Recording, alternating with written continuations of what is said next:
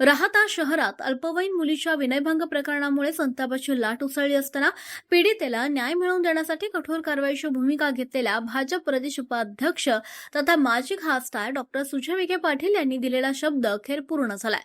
प्रशासनानं संबंधित आरोपीच्या अनधिकृत बांधकामावर बुलडोझर चालवत कारवाई केली आहे। घटना घडल्यानंतर डॉक्टर सुजय विखे पाटील यांनी पीडित कुटुंबियांची भेट घेत त्यांना न्याय मिळवून देण्याचं आश्वासन दिलं होतं। तसंच महिलांच्या सन्मानाशी खेळ करणाऱ्यांविरोधात कोणतीही दया दाखवली जाणार नाही असा इशारा देखील त्यांनी दिला होता। त्यानंतर पोलीस, महसूल आणि नगरपालिकेच्या प्रशासनानं संयुक्त कारवाई करत आरोपीच्या घरावर बुलडोझर चालवला।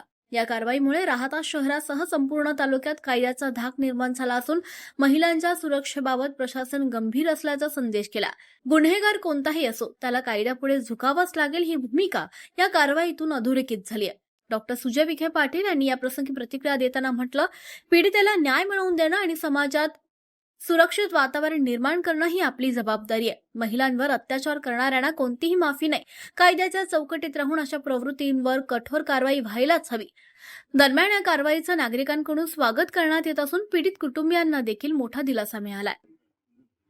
प्रत्येक मुलीची सुरक्षितता ही सुजय विखेची जबाबदारी आहे। मी तुम्हाला सगळ्यांना शेवटची विनंती करतो, शेवटची, याच्या पुढे जर मी परत सांगतो, मराठीत ऐकून घ्या, याच्या पुढे जर कोणीही या सगळ्या भागांमध्ये मुलींची छेड काढताना सापडला,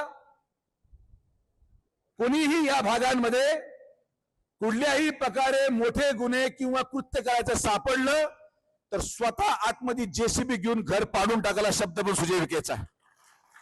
मी जे बोलतो ते तुम्हाला करतो, लक्षात घ्या। माझा नाद तर कोणी केलाच नाही आजपर्यंत आणि कोणी करू पण नका।